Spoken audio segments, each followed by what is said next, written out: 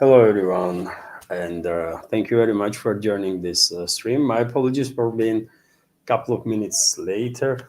I was playing quite an interesting and strange chess game, by the way. As you know, before live stream, I do play a couple of games of chess to chill a little better and get more focused. And well, what a game this was, man! I don't know who I played on chess.com, but my opponent had numerous opportunities to win the game, and uh, and nevertheless I won. Opponent just ran out of time. Strange thing. Sometimes you win the game in chess, but you are not really satisfied because I mean you should lose that game, man, because you didn't play good. Anyways, dear friends, it is 28th of what, January, isn't it? Still 11 o'clock in the morning Moscow time, and well, as always, I have prepared quite a number of news on some major developments that I think are worth our attention, and hopefully you will find this new segment informative and useful. And in that case, please like the video, share this link to this live stream with your friends, with everybody. Basically, that will be very helpful. And leave some commentary. Unfortunately, under their live stream videos, there is a very few comments. And by the way, it's helpful, probably, right?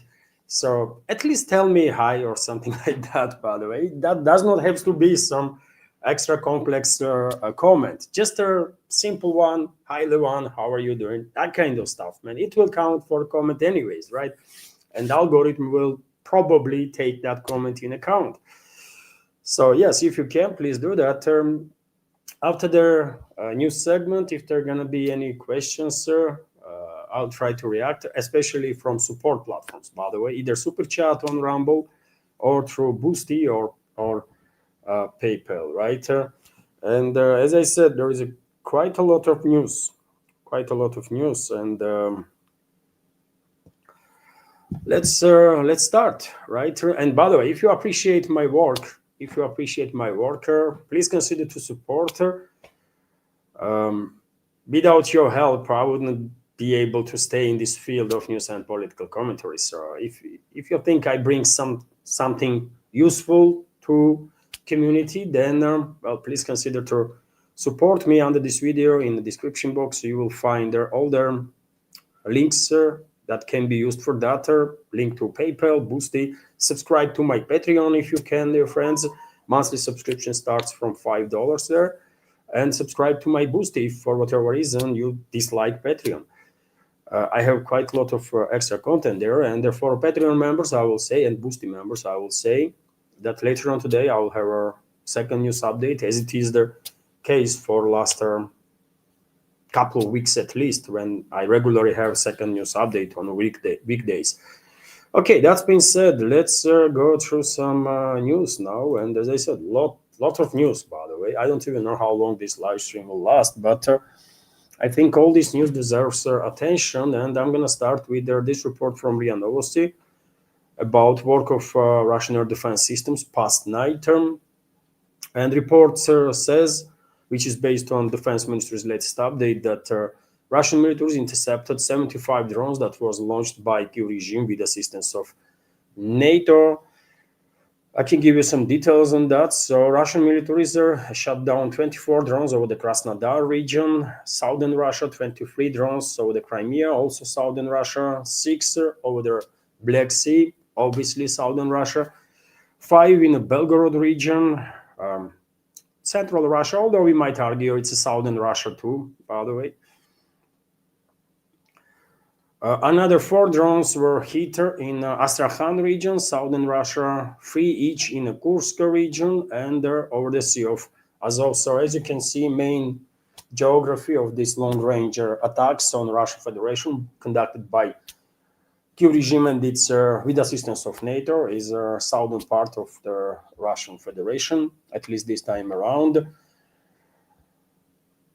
In response to attack by the Kiev regime's forces, Russian troops are striking back, and the Russian Defense Ministry is emphasizing that Russian retaliatory strikes are always on the military facilities, on the Ukrainian military-industrial complex enterprises, and so on, right, on legit targets. So 75 drones were intercepted. No reports by now, at least, on RIA Novosti's this update about casualties as a result of this attack. Although on some other channels, I have seen reports that, for example, administrative building was damaged in the Belgorod region, I believe that was, and maybe later on we will learn some more about it.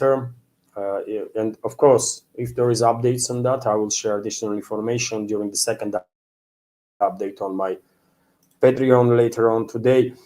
And as I already mentioned, Russian militaries, of course, are conducting retaliatory strikes on a military and logistical energy infrastructure of the hostile side.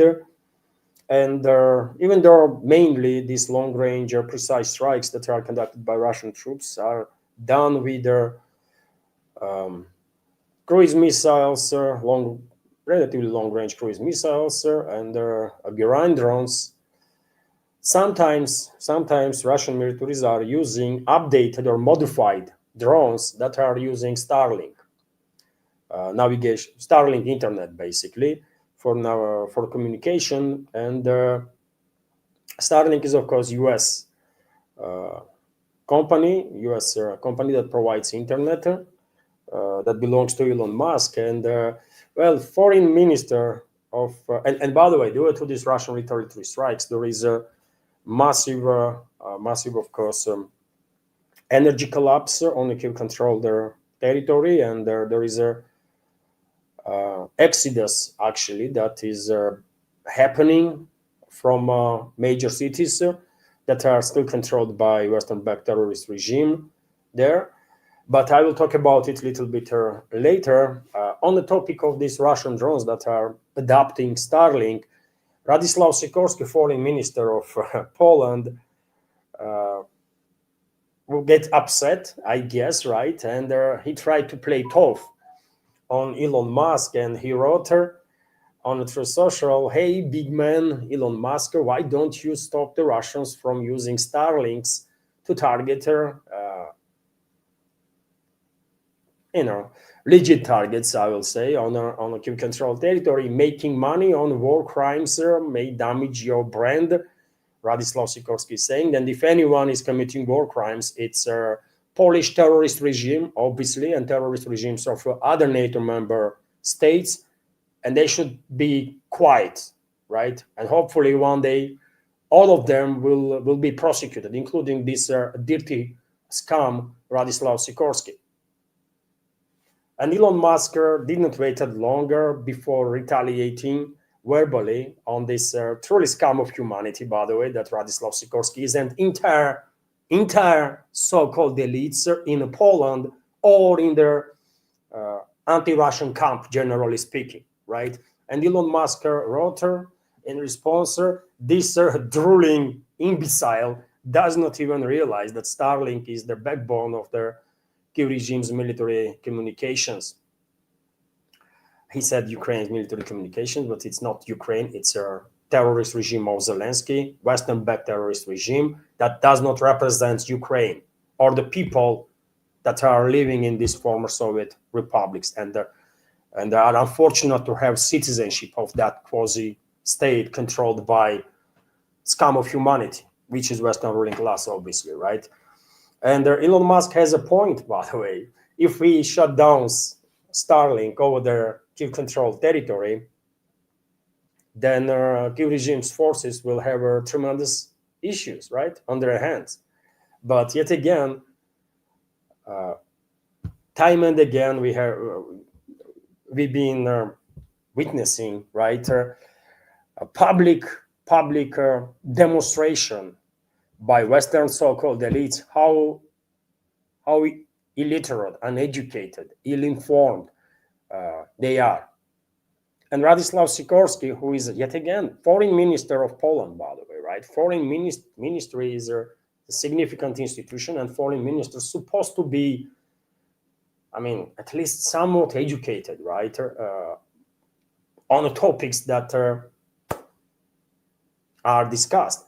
And clearly, Radislav Sikorski has no freaking idea how important for communication, military communication of the Kiev regime's forces Starlink is, and that there is no way you can turn off Starlink, disable certain dishes of Starlink without harming entire area, right? Because how Elon Musk or anybody in his company, in Starlink, knew which exactly receivers Russian militaries will use, and from which and where these receivers or dishes, Starlink dishes, are coming from, right? It's just not possible to know, really. Correct? So that's what is going on, by the way. Yet another demonstration how much ill-informed and actually morons the so-called elites in the West are. And well, Elon Musk did not wait long, by the way. He did not play no political correctness games, right? He went straight to say what he thinks about Radislav Sikorski, and he's absolutely correct. Sikorski is a freaking imbecile, as it is the case with literally everybody, by the way, in the Western so-called elites. There are no decent human beings there, and there are no intellectuals there. Total morons. And that's why Western world is crumbling. That's why collective West is experiencing degeneration in every possible ways, right?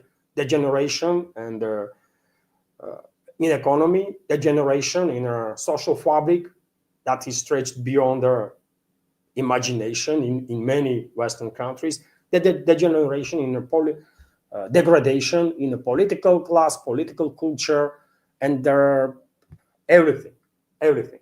So no one should be surprised when you have leaders like Sikorski, then why you should expect that your country should move forward and your country should have some successes along the way. No, it's not possible, Bob.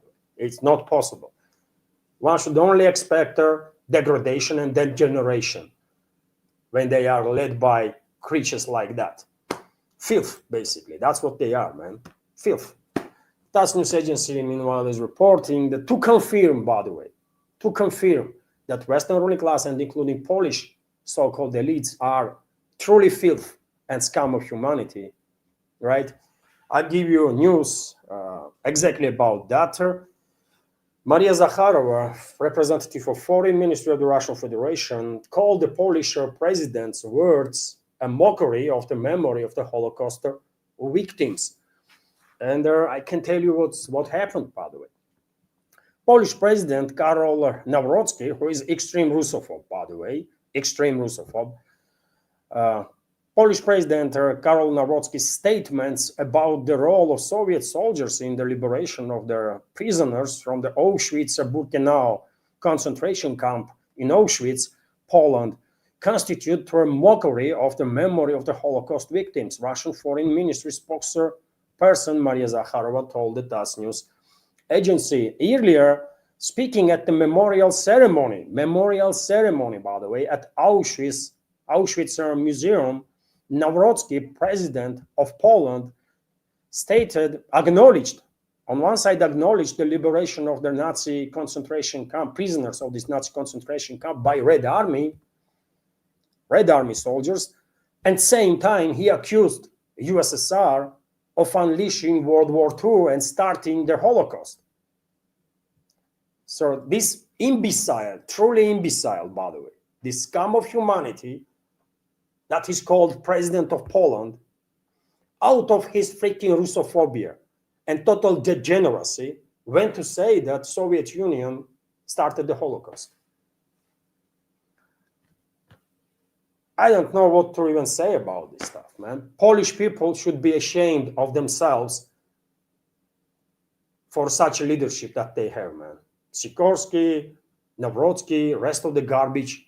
Polish people should be ashamed of themselves. They can do better, man. They can do better.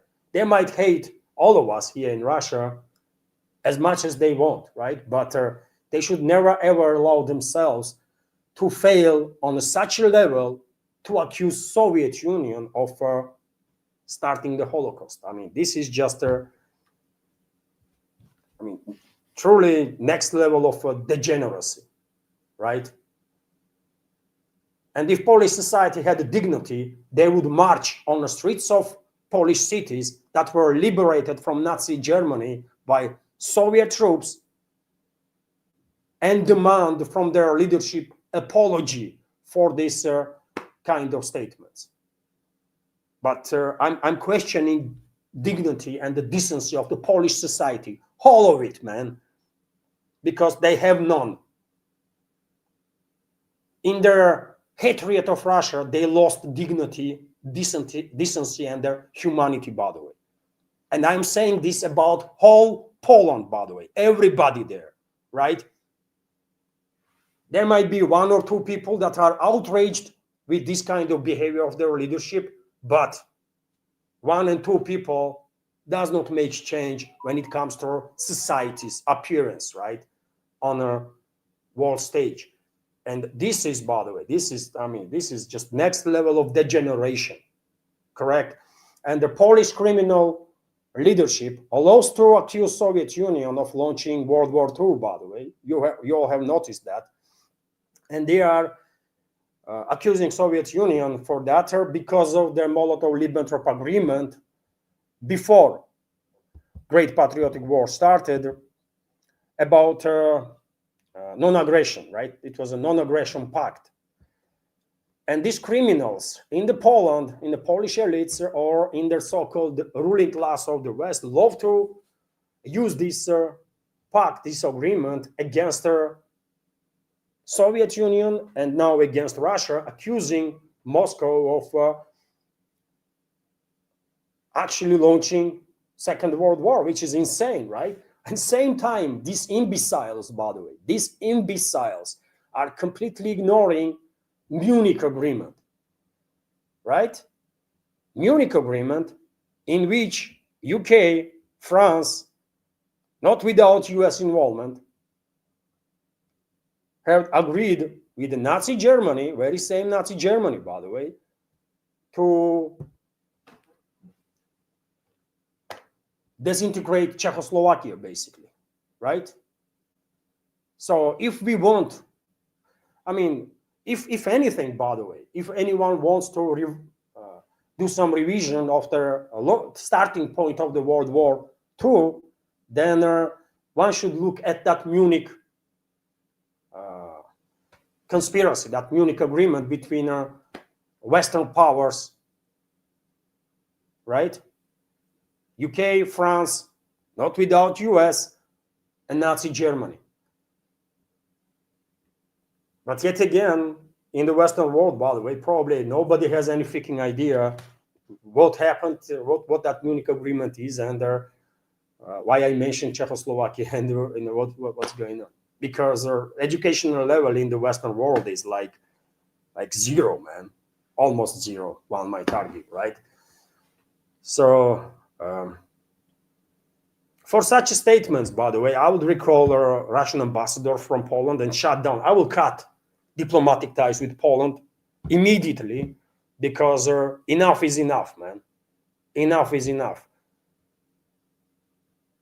Red Army soldiers risked their lives. Thousands died, liberating people all over the Europe, including prisoners of the concentration camps of the Nazi Germany.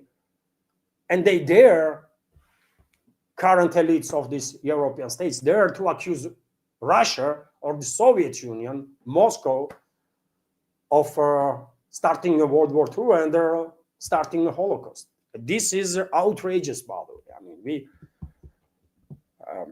I mean, statement from Zakharova obviously is important, but I think some stronger steps are needed. Stronger steps. We don't really have to have an embassy in Poland, by the way, right?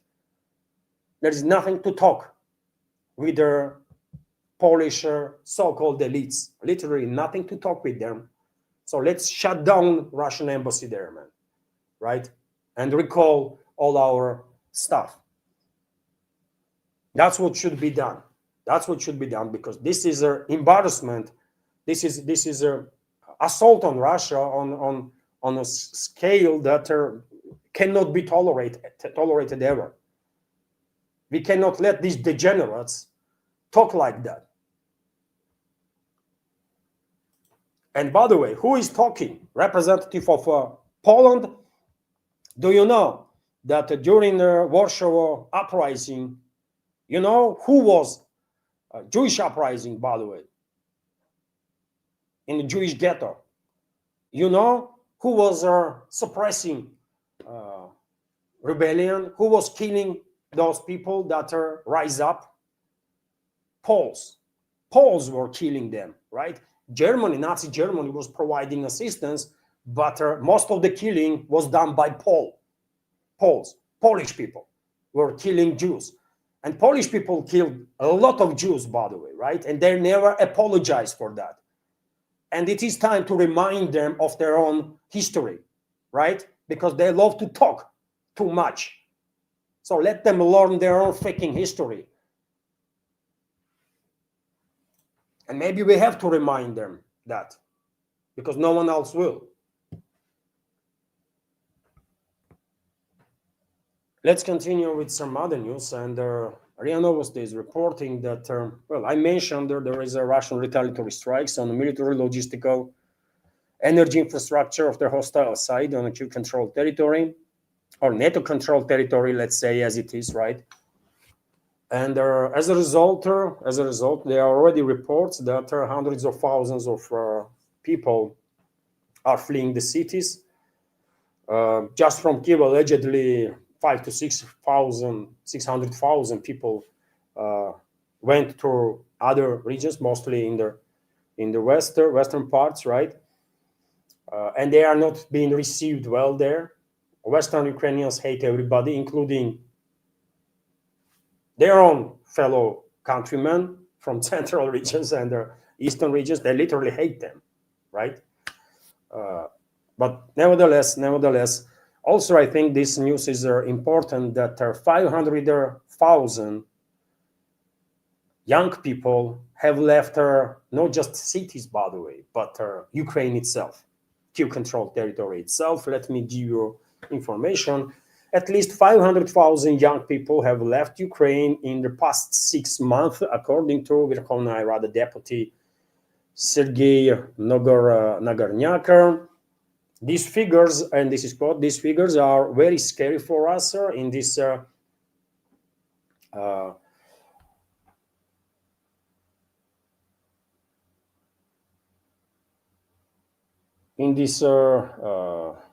terms alone. We are talking about at least 500,000 young people that have gone abroad, and well, every now and then there is a statements made on the Kyiv-controlled territory in a state Rada, which is parliament, elsewhere, that well, Kyiv regime is facing a demographic collapse in many ways there, and understandably so. And they are acknowledging that many, maybe not most of them, but many of those young people that left Ukraine will never go back, right?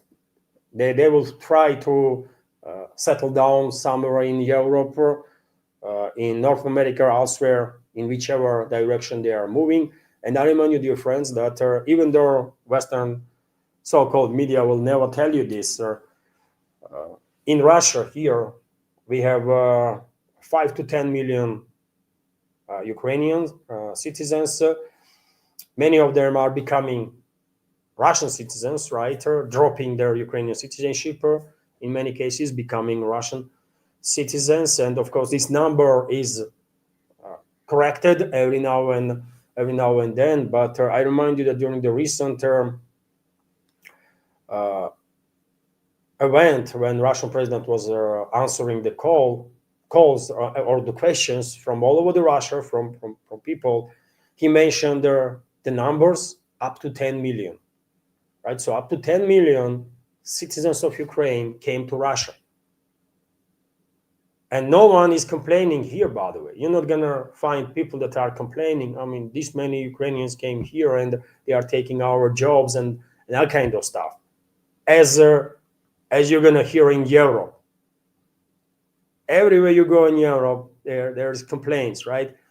That why these Ukrainians are here, why they are coming here. Let them go back to Ukraine. Let them fight. Let them die.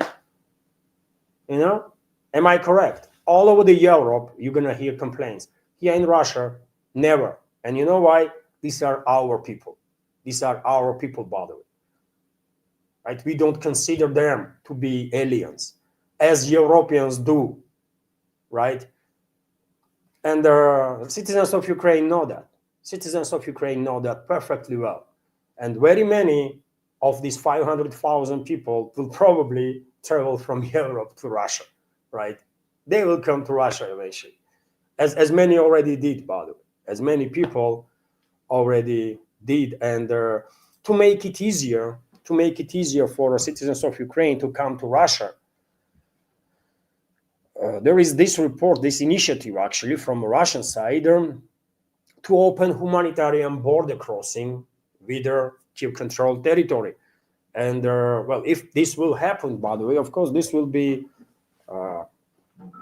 and if Kiev regime will allow citizens of Ukraine to use this crossing and come to Russia, then of course this will be great relief for hundreds of thousands of people on Kiev-controlled territory, potentially for millions. Russia and Ukraine should reopen border crossings to allow people to return home and their families to reunite. Moscow's top human rights official, Tatiana Maskalkova, has suggested, and I support this 100%, by the way, 100%, if such a corridor will be opened, so many people from Kiev-controlled territory would come to Russia, by the way, right? So many, probably most of them will come to Russia. Kiev closed all the border crossing points with Russia and Belarus after the escalation of the Ukraine conflict in 2022.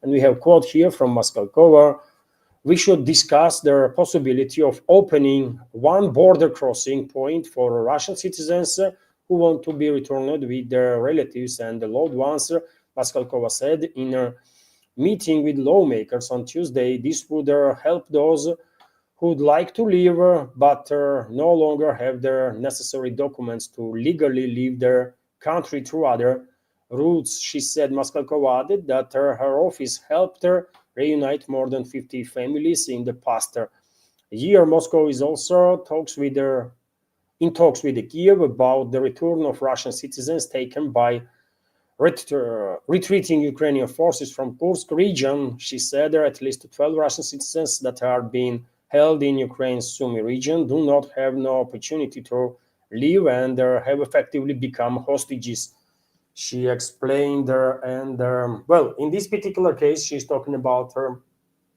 some specific stuff, right? But I would, if possible, I would definitely wide range this initiative. And well, maybe Moscow will actually propose to Kiev regime that, let's leave one border crossing with Belarus, for example, open so that people will have opportunity to go in whichever direction they want, especially now when there is an energy collapse on Kiev-controlled territory, right? And the Kiev regime's officials themselves are calling for their citizens, especially ones that are living in the cities, to flee.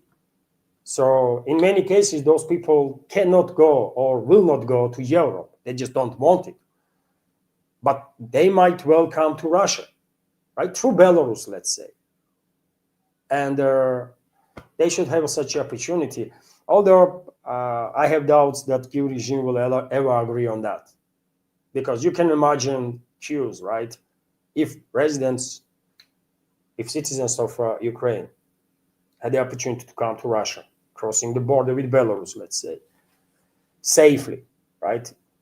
In an environment when Kiev regime will not target them, not kill them, not terrorize them, you can imagine how many people will flee. Millions, by the way. Not hundred thousands, but millions. Have no doubt about it. And they are welcomed here in Russia, by the way. Moscow was always very clear that everybody is welcome from Ukraine that are not committed crimes against Russia and Russian citizens, right? Everyone is welcome. There will be some check, obviously, to make sure that someone from Azov neo-Nazi formation not gonna, cross the border, or some other criminals, but everyone, yet again, everyone who has not committed a crime is welcome to Russia. Let's see, maybe one day this initiative will actually, will be implemented in some ways.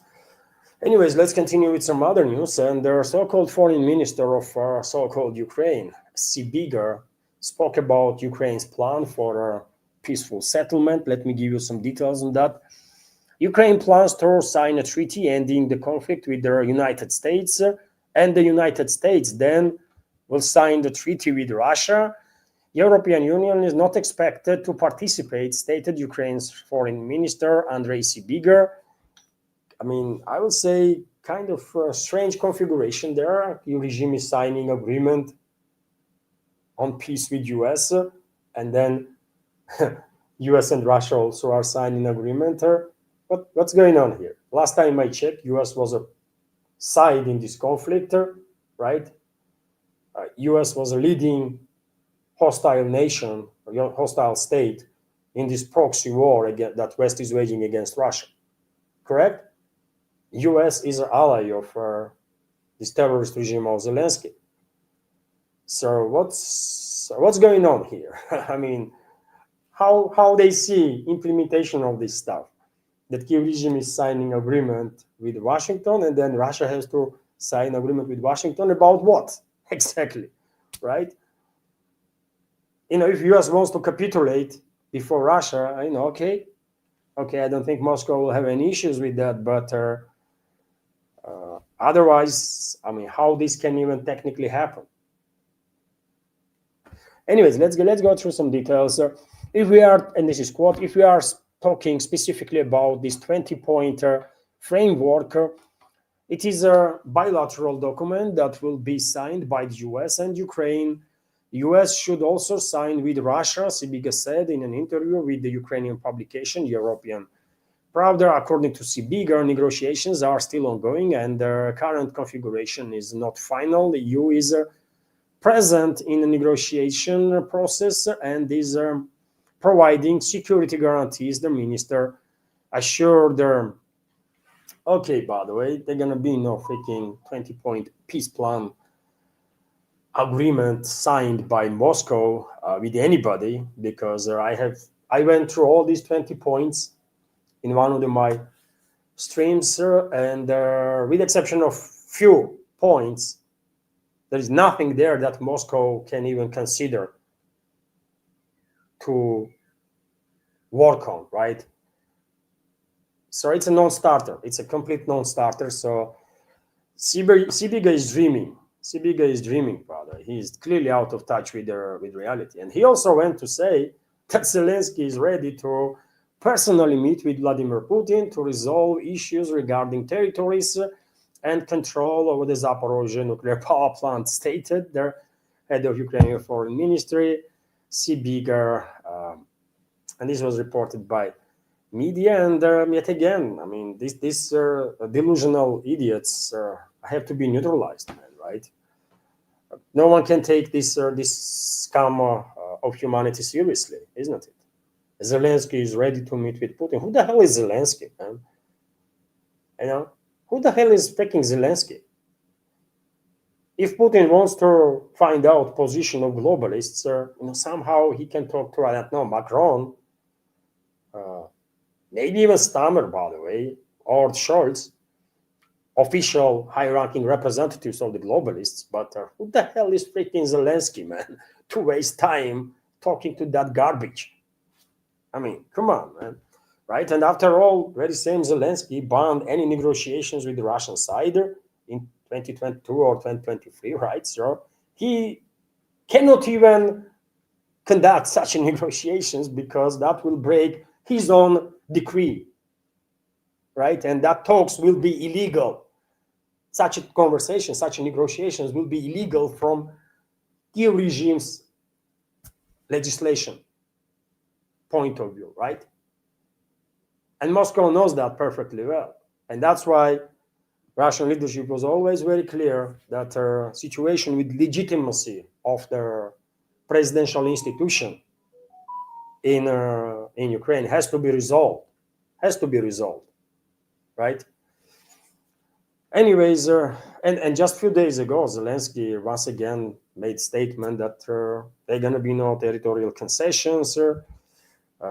Kiev regime will not withdraw forces from nowhere, and that kind of stuff. So, I mean, maybe Sibiga should have a conversation with Zelensky before he will start making some statements that Zelensky is ready to discuss territories with Putin. Zelensky said he is not discussing nothing. So, who should we believe, right? It's insanity, by the way. It's insanity. Same time, there is more and more reports that U.S. allegedly told the Kiev regime it must sign a peace deal with Russia to get security guarantees from Washington. However, White House is not trying to force Kiev regime into territorial concessions, according to source of the Reuters. So if Washington is not forcing Kiev regime to take some steps that are necessary to create a good enough ground for actual meaningful negotiations and their true de-escalation, then what is the point of such reports at all? What is the point if US is demanding from Kiev regime sign the agreement with their peace deal with Russia? Which peace deal? What peace deal, by the way? Right? Situation is getting more and more confused, isn't it, dear friends? Literally on daily basis, situation around the topic of de-escalation is becoming more and more confusing. And I mean, for a reason, after all, based on all sorts of indicators. And it seems like no one side wants to say what's going on. Neither Washington, neither European backers of this terrorist regime of Zelensky, and neither Kiev regime itself, and not even Moscow, by the way, wants to actually speak directly what the hell is going on. In case of Moscow, one can understand that was always Moscow's policy. Let's first reach some agreements, let's actually have something to talk about, and then start making statements. That was the attitude of Moscow since the Soviet Union, by the way. So in this regard, okay, I understand why Moscow is keeping information stricter for now. But Western world loves to talk about everything. But even in the West, it seems like sites, officials are afraid to talk about some stuff that needs to be done. And what is that stuff, by the way? Kiev regime has to withdraw forces if we want to see forward movement in relatively short period of time. Then Kiev regime basically immediately has to begin withdrawing its forces from not just Donbass but also Novorossiya. That includes obviously parts of Zaporozhye and Kherson regions in which Kiev regime still has its presence. Otherwise, there can be no meaningful talks, by the way. Literally, I mean, there can be no meaningful talks because these regions, based on Russian constitution, are part of Russia, and nobody here in Russia can ever agree that some of our territories cannot or should not be liberated. That will break law, Russian law, right? And if someone calls here in Russia, if someone calls territories, Russian territories, to be excluded from agreement, to be secede to hostile side, that someone will end up in jail, man. It's a breaking the law. You cannot call for separation of any Russian territory from Russia. So obviously, Russian president, being Russian citizen, cannot break the law, right? He cannot sign up for something that will break the law. It's just that simple, man. So if we actually want to talk and have a progress in negotiations, then Kyiv regime has to agree on a withdrawal of its forces from Donbass and also Kherson and Zaporozhye region. Then we talk. Then we will talk, and only then. But something is clearly going on. By the way, I don't know. Is it a Minsk-3 type of agreement or something else? But clearly, something is being prepared, and soon, in next 2-3 weeks' time, probably we will find out what this something is, right? Because these kind of statements, there is too many of them, right? These kind of statements that says something but not entire true, and these kind of statements only generate more questions. I mean, U.S. told Ukraine it must sign a peace deal with Russia to get security guarantees. At same time, sources are saying that Washington is not trying to force Kyiv regime into territorial concessions. I mean, these two sentences are just contradicting each other, right? Because without territorial concessions from Kyiv regime and its NATO backers, there can be no peace deal, right? There can be no peace treaty that we can sign. Anyways, even Trump himself hinted, by the way, on some sort of progress, on some sort of potential agreement. And yet again, it is anybody's guess what is being prepared. Is it Minsk-3 or something better, right? Because Minsk-3 will be, of course, a pause, right, in this hostility. And enemies of Russia will use this pause, obviously, to rearm themselves, reorganize themselves, to rearm their proxy regime in Kiev, reorganize them, right? And whenever they are ready, they will launch a next phase of this proxy war against Russia. So therefore, anything that will resemble Minsk agreements will be setback, I think, for Russian side. But maybe, I don't know. Maybe something else is in works. I see no indicators that Western ruling classes are preparing to capitulate. So therefore, I mean, it's Minsk-3 is left, kind of, right? There is two ways: either Minsk type of agreement or capitulation of the Western ruling class. So which one is more realistic right now? Not the capitulation of the Western ruling class, I think, right? Because they are not yet ready for that. And they will be, right? No matter how long this proxy war will continue and how many pauses there are going to be. Eventually, of course, Russian Federation will force Western ruling class to face the reality, acknowledge that they lost, and capitulate. Inevitable, right? Unfortunately, along this conflict will continue, though, there are going to be more casualties and more destruction, right? That's what is most troubling and tragic, obviously. Although entire this confrontation is a massive tragedy for the Russian world, because it's Russian people are fighting Russian people, right? It's a civil war that Western ruling class was able to provoke. So we're going to find out in next couple of weeks' time. I guess we will find out what is being prepared there behind their closed doors. I think it's a Minsk-3, but maybe I'm wrong on that. RIA Novosti is also reporting, and by the way, as a reminder, what Western elites are and what they are capable of. I want to share with you this report that, well, yesterday there was an 82nd anniversary of the liberation of Leningrad. which was under the blockade, right?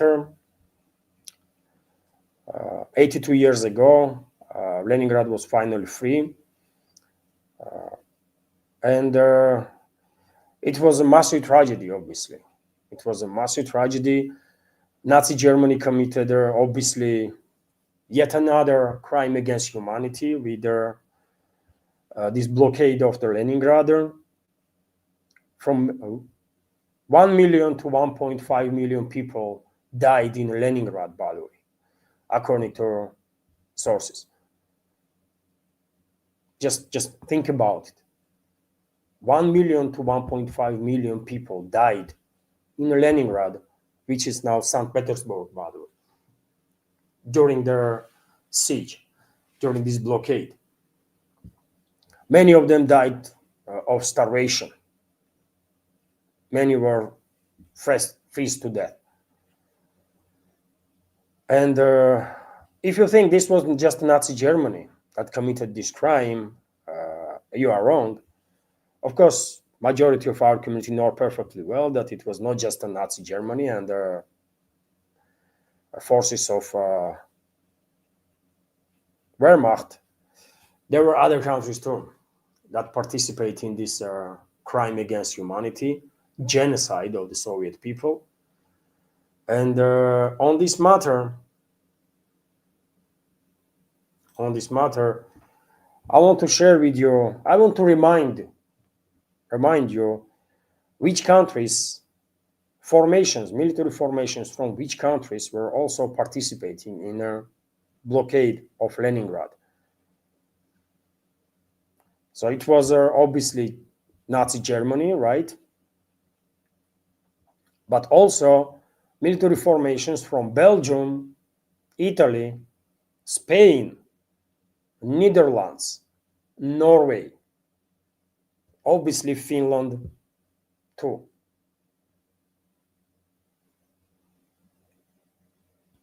Europe, almost, entire Europe, from north to south,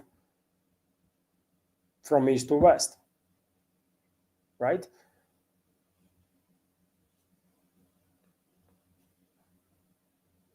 Just let that think in, by the way. That it was not just Nazi Germany, but it was Spain, and you tell me what Spain lost, what Spanish militaries lost on the outskirts of Leningrad. So it was not just Germany, but it was obviously Spain, Italy, Netherlands, Norway, Finland.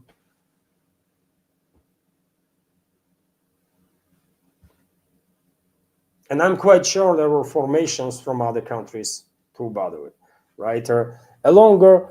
Let me just read, there is an article about it. Countries that participated in the siege of Leningrad have been named. 6 other countries, as well as volunteers, participated in the siege of Leningrad alongside Germany, according to St. Petersburg's prosecutor Viktor Melnik. Among them, he named the military formations from Belgium, Italy, Spain, the Netherlands, Norway, Finland.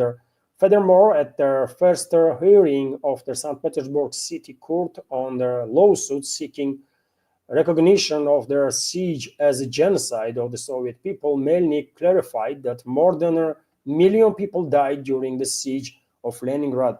Along with the German occupation forces, armed units formed in Belgium, Italy, Spain, the Netherlands, Norway, and Finland, as well as their individual volunteers from among their Austrians, Latvians, Poles, French, and the Czechs participated in the siege of Leningrad, said the St. Petersburg prosecutor.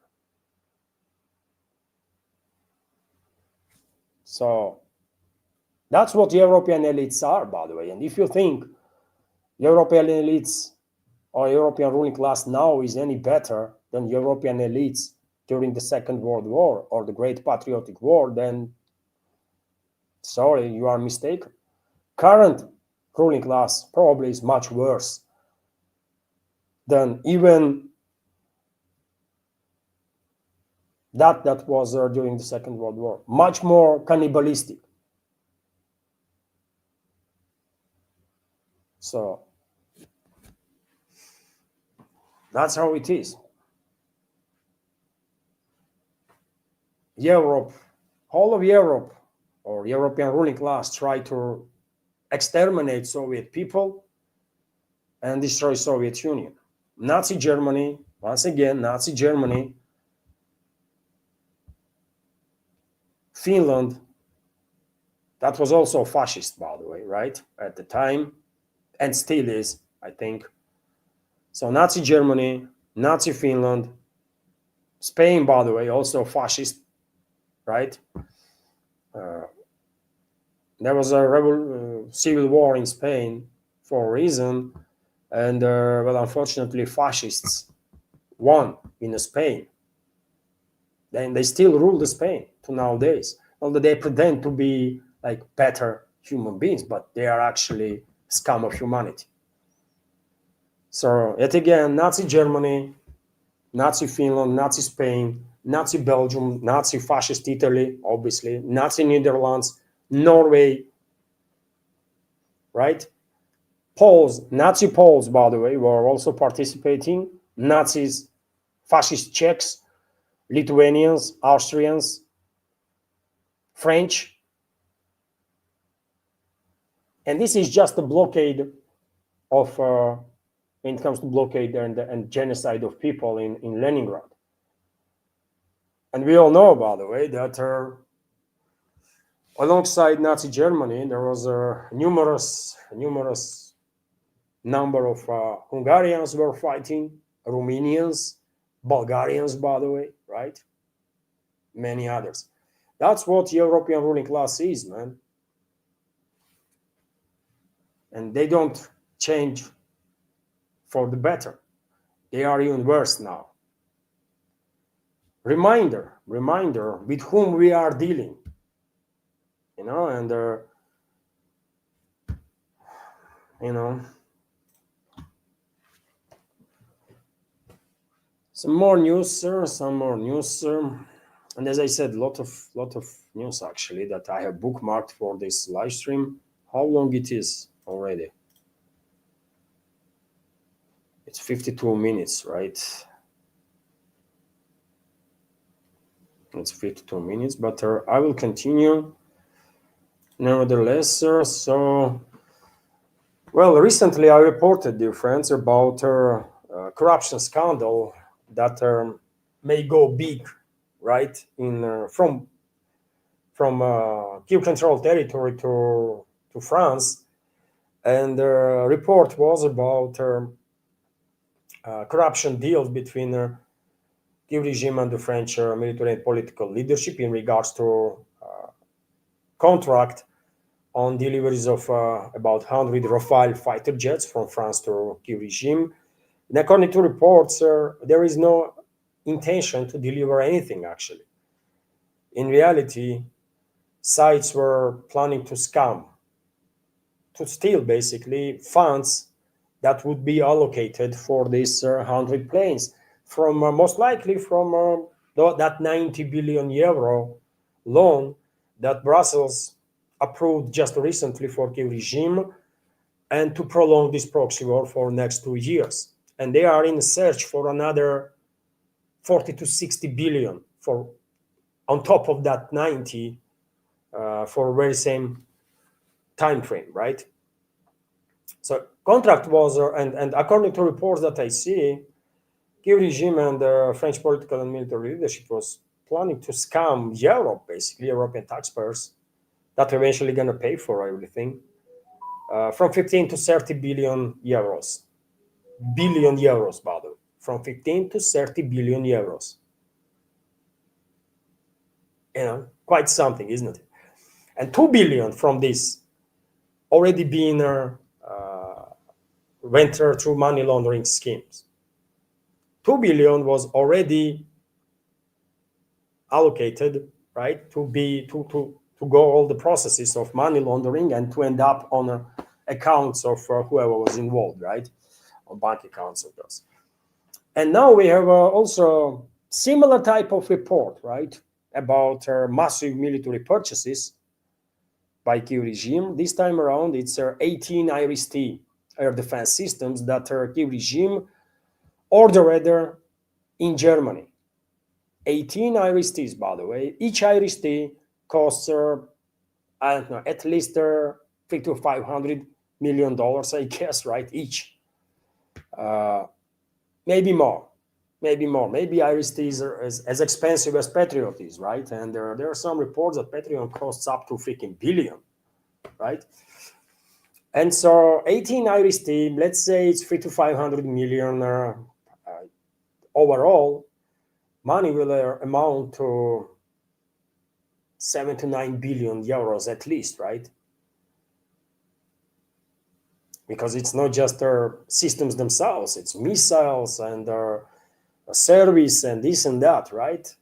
Eventually, this sum will amount maybe even up to to 10 billion euros. And you think Kyiv regime will actually get these 18 brand new IRIS-T systems? I have some doubts, man. I have some doubts. Although Germany will receive money for it, right? Kyiv regime will pay, and well, deliveries is no. Everyone will forget about deliveries, right? Maybe one system will be delivered actually, or two, from German stockpile, old ones, right? And then Germany will use this 10 freaking billion euros to actually purchase IRIS-Ts for itself, right? So anytime you hear now, by the way, some contracts being signed by Kyiv regime and any of the Western countries, I mean, in my case, the first thing that comes to mind is a corruption battle, right? This is not real. This is just money laundering operation, as it was in this case with the French Rafale planes. Let me give you some details on this particular contract. Ukraine has ordered 18 IRIS-T air defense systems for their from the German company DHL Defense. This was announced by DHL Defense CEO Helmut Rasch at the conference on January 23rd. The CEO of the company reported that Ukraine already has 9 IRIS-T systems. It used to have, right? Some of them, maybe most of them, already been destroyed. But he said that, well, Kyiv regime already has 9 IRIS-T systems. Delivery of their last one was announced in December 2025. He added that Germany has also increased the production of IRIS-T missiles by 10 times compared to 2021. An additional IRIS-T production facility was recently opened with the aim of producing 10 and then, after some time, 16 systems annually. So, yeah, I think this is clearly a money laundering scheme. Kyiv regime will not get 18 IRIS-Ts, by the way, maybe 1 or 2, but money will be paid. Money will be paid, and as one Russian say goes, why not so species? After this conflict will end, no one will remember which contract was signed by whom and where these billions and billions went. No one will remember, in the West at least, right? At least in the Western world. Some more news, and well, I think we have to talk about this stuff, because I have said many times before that most likely majority of the people in this world, especially in the Western world, probably have no freaking idea how closer we as a humanity are to their doomsday, right? Or to an extinction level event. And we are very close, right? As close as we ever have been. And the scientific community that is behind the so-called doomsday clock stated exactly that. And yesterday, plenty of media outlets, by the way, reported worldwide that doomsday clock are now closest to midnight than it has ever been. There are now only 85 seconds left until their extinction level event, until doomsday. We were never this close, right? According to scientists, according to leading scientists, right, that are calculating all the risks, all the threats, everything.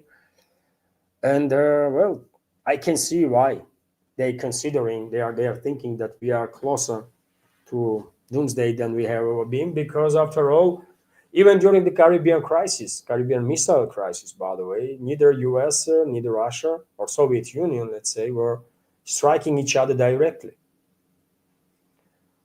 Our countries were engaged in different proxy wars in different parts of this world, right? From Latin America to Africa to Middle East to Global South, right? During the Cold War, there was a numerous wars that were transformed into a proxy war between US and the Soviet Union, the Western world and the Soviet Union. But we were never targeting each other directly. We were never striking each other. Now situation is different. The US and its NATO allies are actually conducting strikes on Russia. Yes, while maintaining plausible deniability on their hands, right?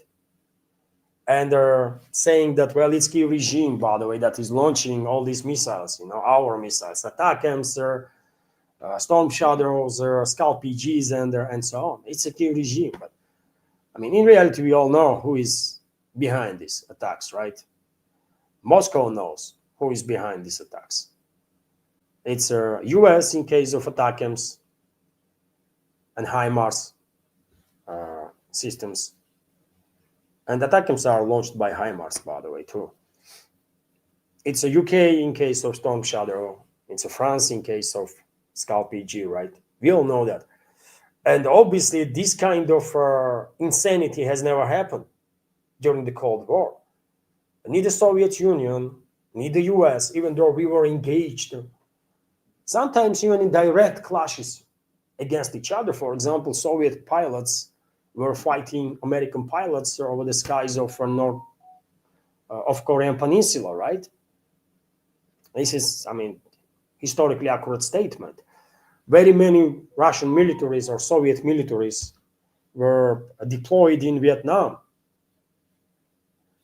to deal with the US threat. And they were quite successful, by the way. Correct? US was, and we can continue, right? Soviet troops were, together with the Cuban troops, were involved in Angola, right? And the Western world was engaged also, and Western world was fighting through South Africa at the time, apartheid regime. People are, quick to forget that Western world was very supportive of apartheid regime in South Africa. Very supportive, right? And so,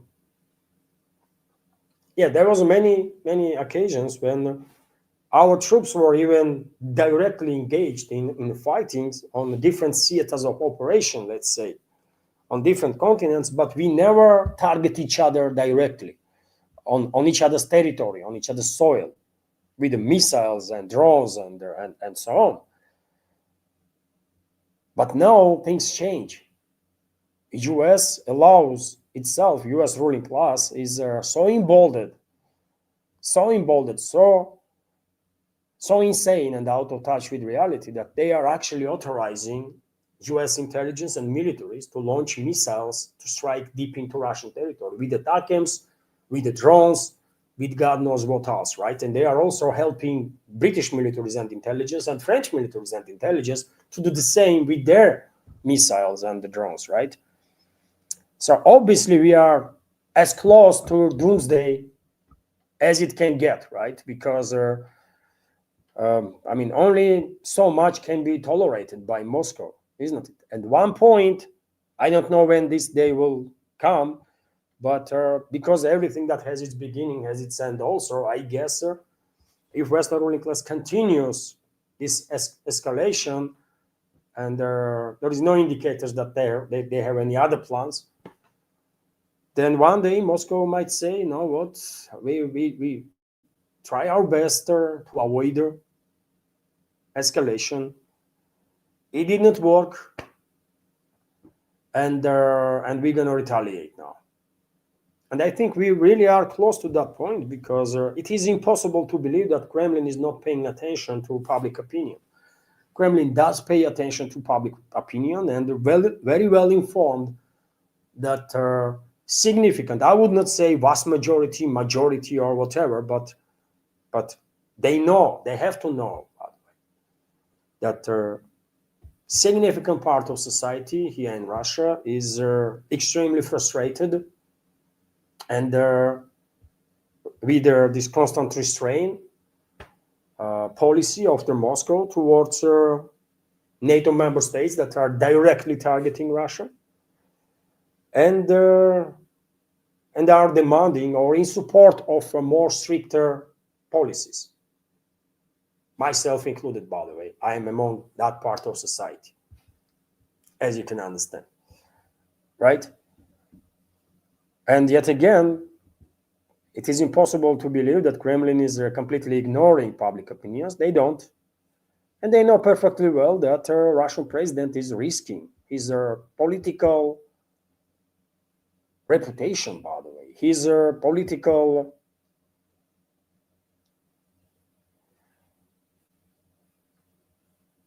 he's risking everything, right? In his attempts to avoid further escalation.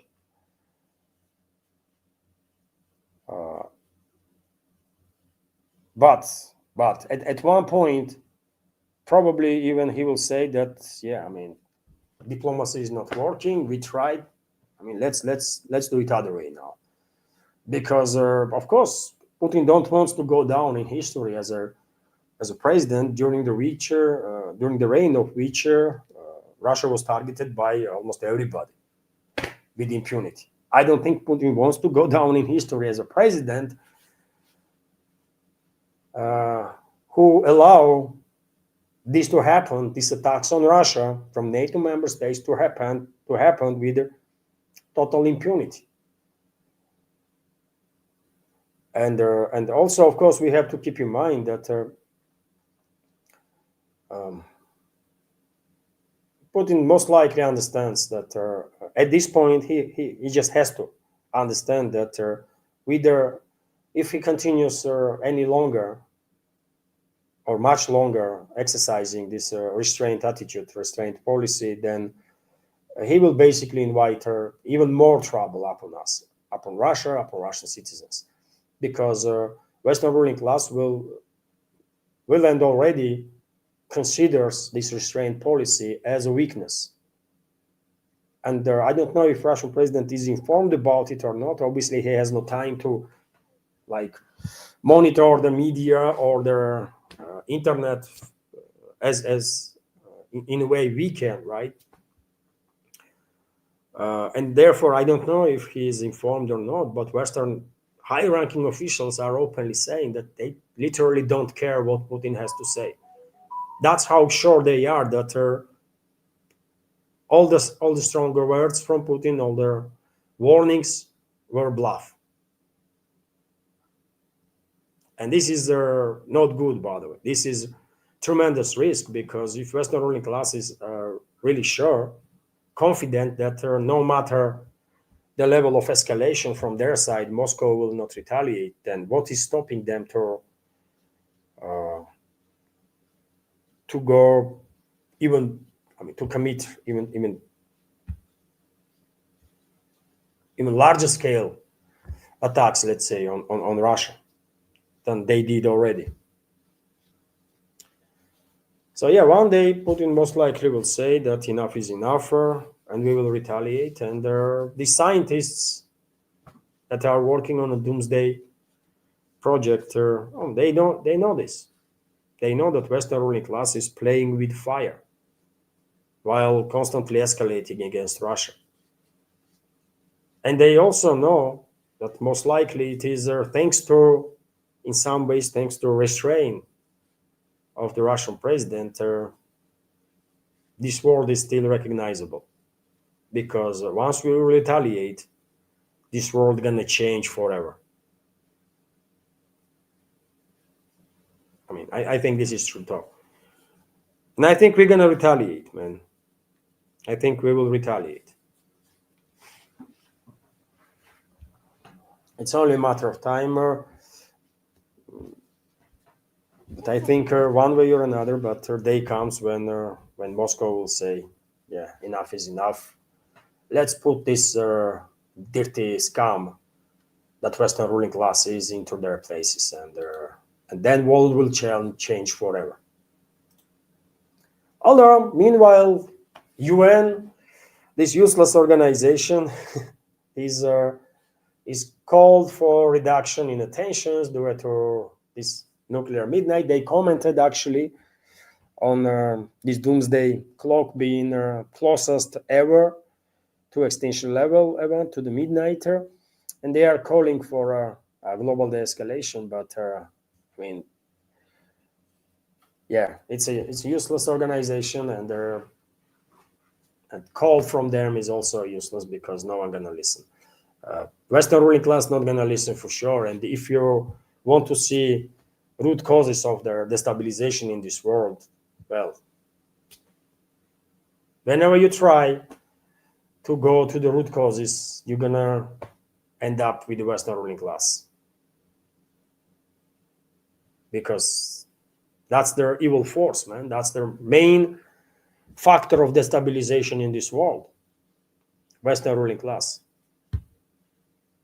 And they're not gonna listen to no UN, by the way, right? And they are openly mocking UN. So, which is somewhat unfortunate. Because league nation, right? That was a predecessor of the UN, isn't it? At one point, League of Nations also was become a laughing stock, right?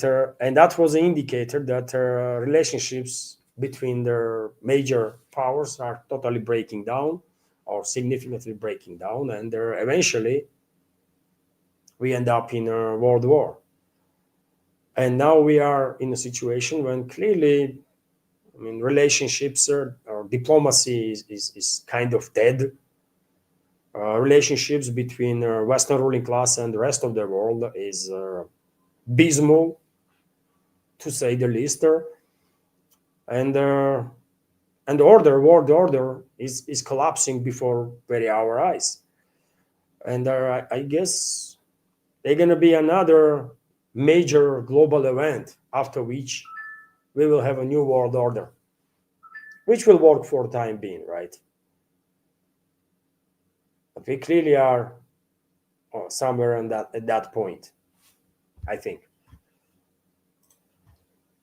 There's so much news left, man. Goodness me.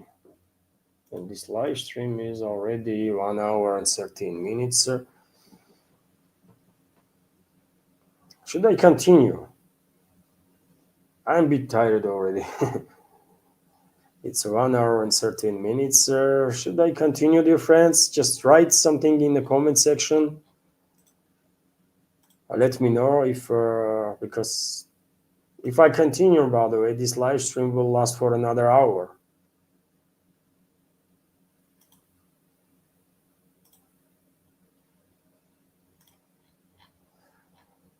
There was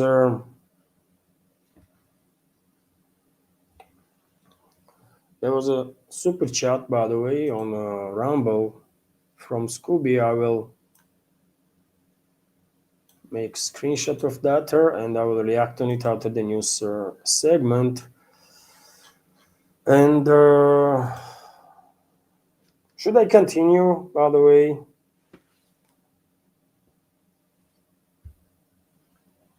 I can see Alexander G is commenting. I just get here. Bold Eagle is commenting. We are not tired.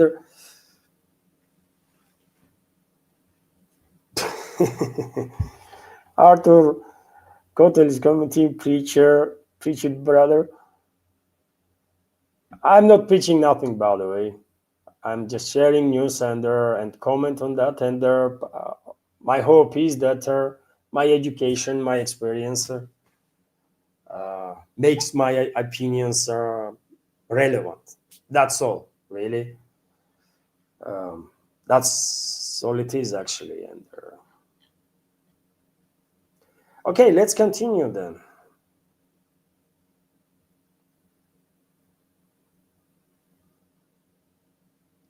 Because there are some important news, by the way, that maybe you want to know for a better understanding of the overall picture, right?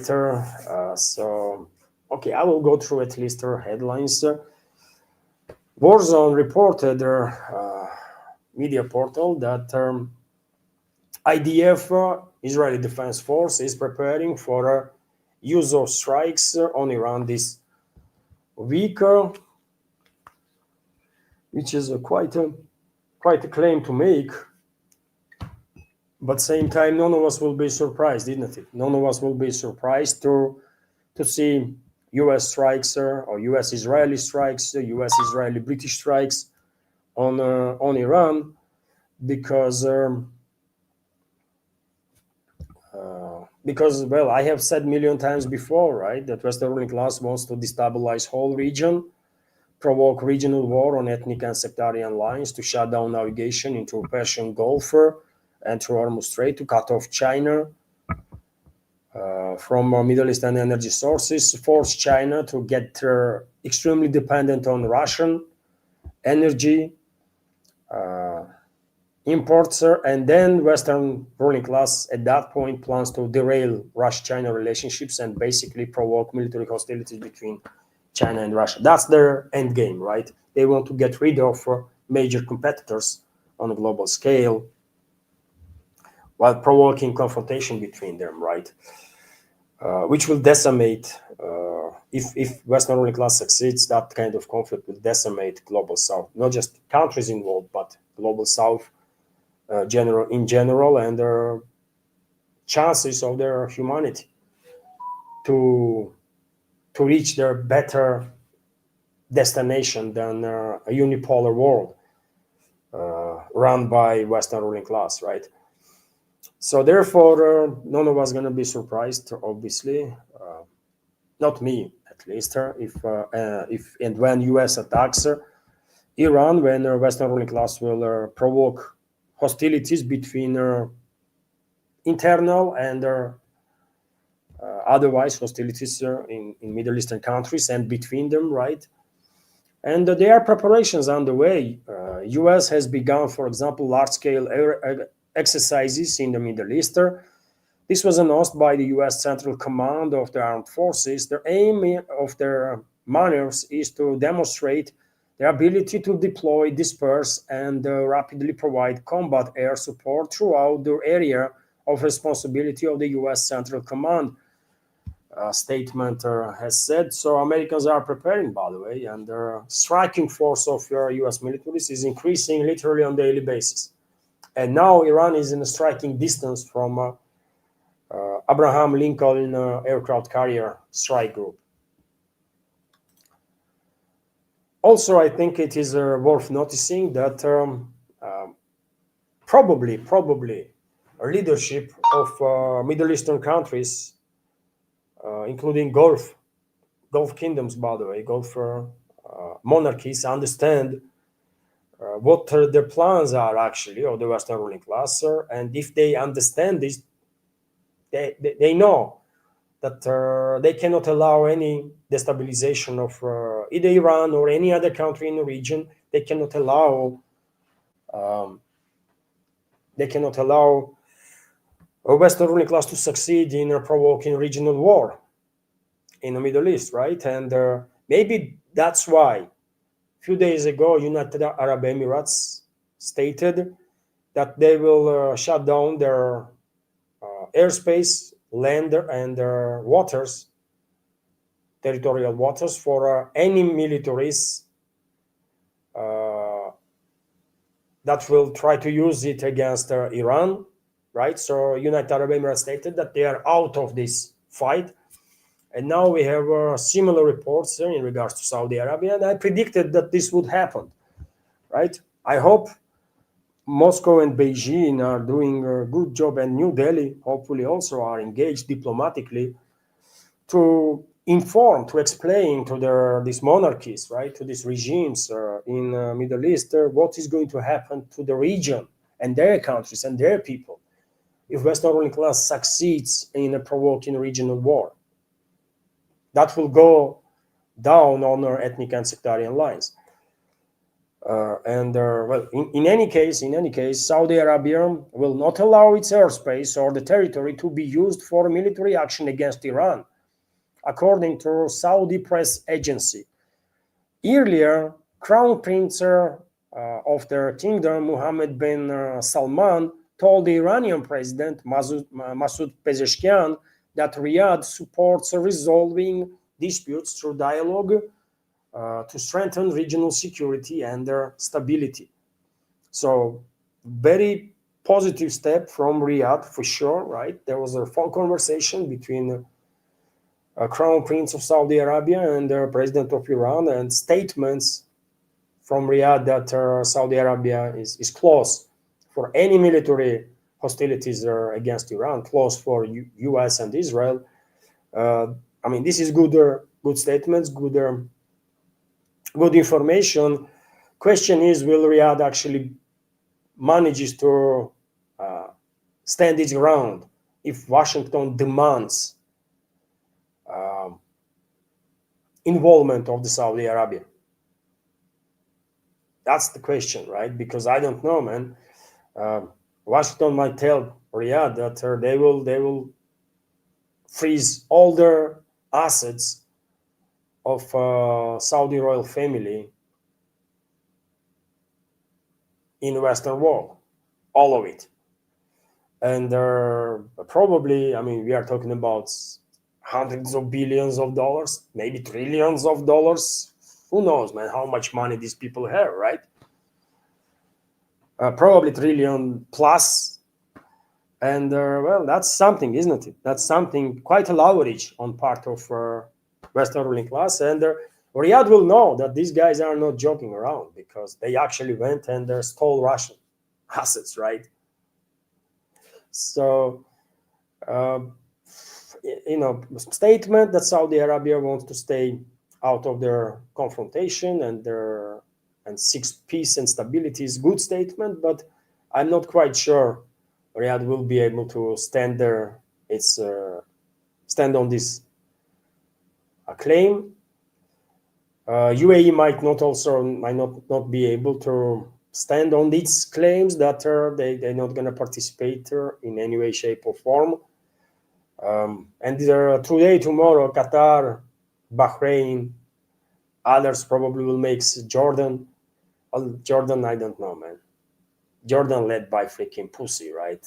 That's so-called king of Jordan. It's breed, by the way. I mean, Londoner. Is Muhammad or no, Abdullah something. So yeah, Jordan, I don't know. This Abdullah has no guts to oppose either Israel or the US, I think. But I mean, Riyadh and Abu Dhabi might try. Maybe Doha will try. Qatar, that is, maybe leadership of Bahrain also. But I don't know. In Bahrain, by the way, there is the biggest military naval base, correct, of the US. So I don't know if Bahrain will say a single word. Anyways, that's what is going on, by the way. Middle Eastern countries are cautious, at least, which is a good sign, although not really guarantee of anything at this point. Also, there was reports that Turkey wants to create a buffer zone on the border with Iran. Ankara is considering creating a buffer zone on the Iranian side of the border in the event of sharp escalation, and there is only willing to accept those in need of humanitarian aid, Western media reports. And even though Ankara denied these claims in the media and stated that Turkey has no plans to establish any buffer zone on Iranian territory. Well, probably some work has been done in this direction, because if Turkey don't wants to see anything, by the way, right? If Turkey don't wants to see anything in Iran, on Iranian territory, is a creation of Kurdistan, right? Creation of yet another separate region that will be led by Kurdish military formations, because Turkey considers this Kurdish political and military movements as existential threat.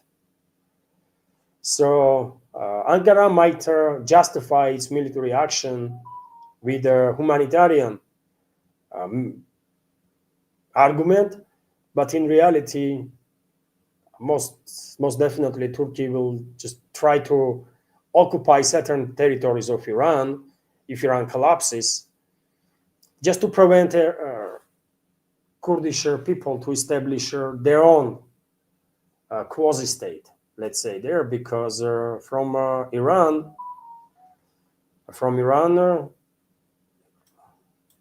this state might expand further into Iraq, obviously, and to Turkey itself, into Turkey itself. So yes, Turkey is already preparing, by the way, to to grab some land in Iran, right? Although obviously, ideally, Turkey probably would prefer Iran to be left alone, because they have to understand. They have to understand that if Western ruling class succeeds in provoking a regional war on ethnic and sectarian lines, tens of millions of people, that will cause a movement of the tens of millions of people around, right, including towards the Europe, and Turkey gonna be on their path. Turkey just gonna be on their path, right? And right now, by the way, there was a donation. Right now, there was a donation through PayPal. Anna, my wife, just sent me a screenshot donation from Luca. Thank you very much, Luca, for your donation.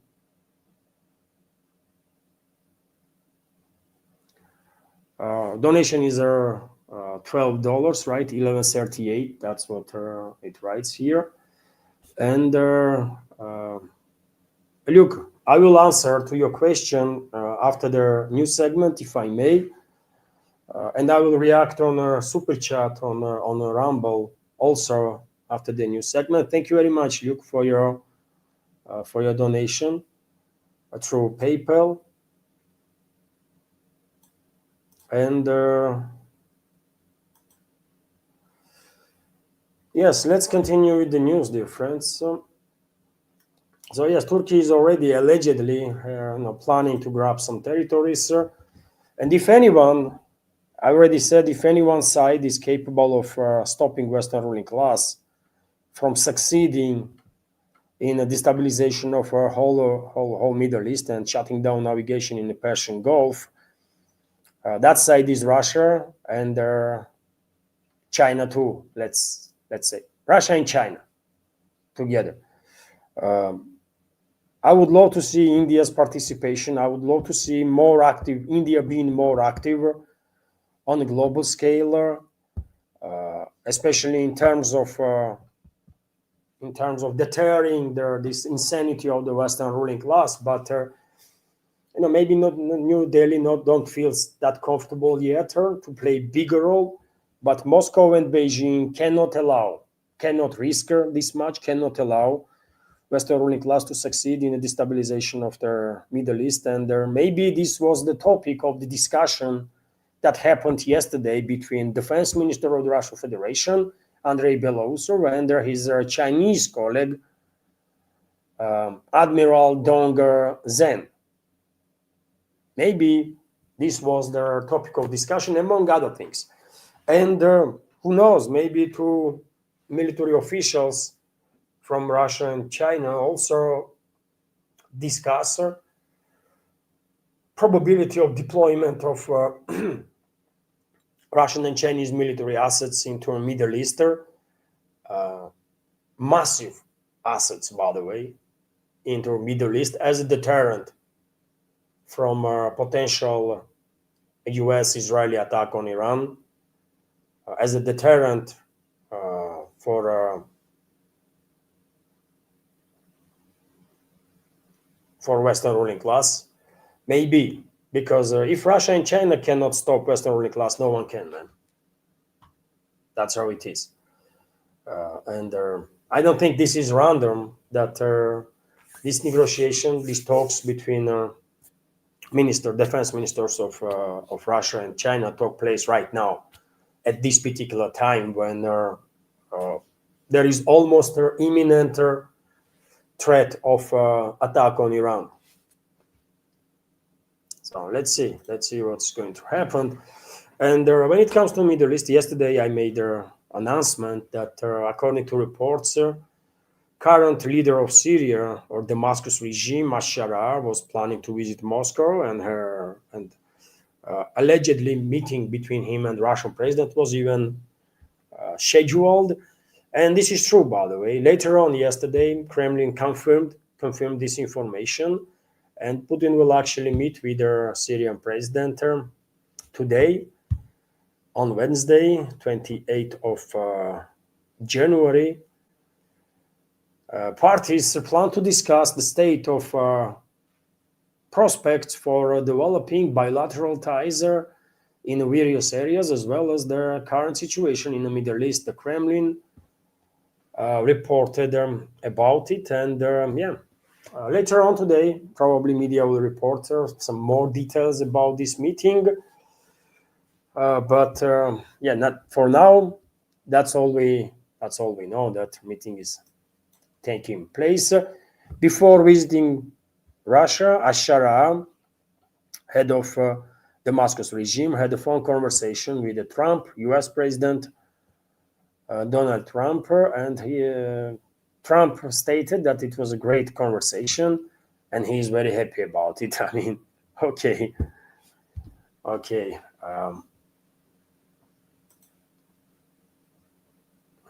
I mean, I can go on and share again my take on all this situation, but I guess my take is already known, by the way. I don't want Russian military bases to be in Syria. I don't think this is in our interests. I don't think this is in Russian interests. It's exactly the opposite, if you ask me, because while Russian bases are in Syria, Turkey might feel that they have some upper hand because the Damascus regime is closely tied with the Turkey, right? And Erdogan might think that it's the Turkey that actually secures Russian bases, and therefore Moscow owns something to them, right? Damascus itself might behave a bit differently and irresponsibly due to a presence of the Russian militaries there. And why we are allowing these sides to even think that they have any leverage over Russia, even if they don't. I don't know, by the way. And it's not just me that have such a skeptical take on Putin al-Sharaa conversation or the dialogue and the Moscow Damascus contacts. Very many people here in Russia also are not really happy about it. We'll understand politics is a dirty freaking field, very dirty field, right? And sometimes when you are in politics, sometimes you have to talk with their people that you really don't like. But nevertheless, I think this is not really good optics, man, for Russia when a leader of terrorists that were dreaming about killing Russian citizens and killed and wounded a number of Russian militaries is being greeted now in Kremlin. I mean, it's not right, man. It is what this personal opinion. You might disagree with me. obviously. Or you might agree with me, I don't know, but I don't like this stuff, and very many people don't like this stuff. Also, yesterday, during the second news update on my Patreon and Boosty channels, by the way, I went through a comment section on one of their biggest Telegram channel, Russian and pro-Russian Telegram channel, by the way, and I went through. I mean, I start from the beginning, right? And practically every comment was with a similar attitude that I have, skeptical, negative, in regards to this meeting between Trump and al-Sharaa, in regards to relationships that is establishing currently. But yet again, maybe none of us understands nothing, right?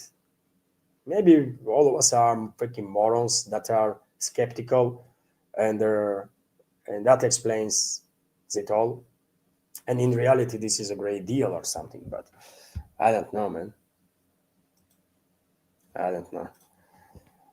And I already reported earlier that Russian military cargo planes were spotted, or Russian cargo planes, let's say, was spotted in northern Syria, in Kamishli air base, and according to reports, Russia is evacuating its militaries from that base, which is still controlled area, by the way, not the base itself, but area is still controlled by Kurdish forces. But question is for how long? And probably during this meeting with al-Sharaa, topic of bases will be discussed also among other things. Dear friends, I reported earlier that there are some indicators that new regime in Damascus might want to Russian militaries to stay in Syria, and are even asking Moscow allegedly to stay in Syria because Damascus is Damascus wants to have some buffer with Israel, and Damascus wants Russian militaries to patrol the areas between bordering with Israel, by the way, let's say this way, right? So maybe true, maybe not. Yet again, very little is actually known, but yeah, it is what it is. Let's continue with some other news, and also on topic of Middle East, New York Times come up with an article that Board of Peace, so-called Board of Peace, set to hand Trump sweeping powers over the Gaza. So Donald Trump will receive practically unlimited powers to manage the Gaza Strip and restore its infrastructure as the chairman of the Peace Council. The publication, which obtained a copy of their draft resolution of their Peace Council created by Trump, revealed the details of their draft resolution on managing their enclave. And why should anyone be surprised about it, by the way? Of course, Trump said it openly, right? What he thinks about Gaza, how he sees Gaza as some area that needs to be developed, and locals, by the way, Palestinians, he sees as an obstacle that have to be pushed away and relocated somewhere else. And if anybody thinks that Trump has changed his mind and he's become more humanistic now, and he has some respect, he finds the respect towards Palestinians in his heart now. Come on, man. Right? This Board of Peace is just another attempt of Zionists, right, to divert responsibility from Israel for all the crimes that they committed against Palestinian people and against humanity, right? This is Zionist project, by the way. It has nothing to do with the Palestinian people's rights, safety and security of the Palestinian people. So hopefully Moscow will not be part of it, man. I really don't want Moscow to be part of this so-called Board of Peace. But Is New York Times correct that Trump will receive practically unlimited powers? Probably yes. Probably yes. Because he wants to develop the territory. He sees lands, he sees money, right? That's all he sees, man. He don't see these millions of people, lives of whom being destroyed, millions of Palestinian people, lives of whom being destroyed by Israel. He don't see homes of the people that were destroyed. He only sees rubbles, not the homes, man. He don't understand that these rubble used to be homes of the people.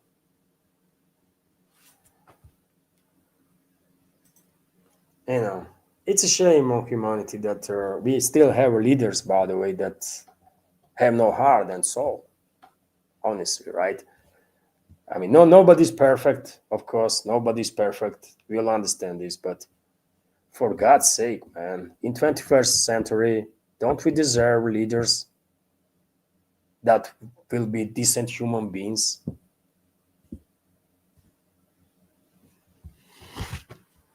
We deserve, man, and there are some, right? There are some, but unfortunately, majority and most powerful ones among them, that is the Western ruling class, which is clearly the most powerful force in this world right now. You're not gonna find decent human beings there, man. No.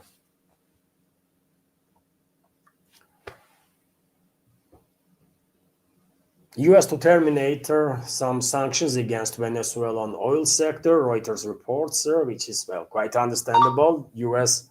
is in charge now, so obviously they don't want her to be sanctioned by their own sanctions.